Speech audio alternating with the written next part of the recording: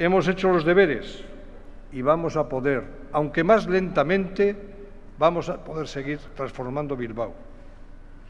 Vamos a seguir creando algo de empleo. Digo algo porque esos que dicen que van a crear miles de puestos nos engañan como a chinos. Bueno, a los chinos me parece que ya no les engaña a nadie. Y el empleo, ¿cómo lo vamos a hacer? Apoyando el comercio y la hostelería en Bilbao, apoyando a las empresas, apoyando a los empresarios, que son los que crean empleo en este país y los que han creado empleo siempre. Y, naturalmente, construyendo la segunda parte del mercado de la Ribera y haciendo un nicho de empresas en Zorroza y haciendo en Zorrozaurre un Zamudio en pequeñito. Todas esas cosas son importantes.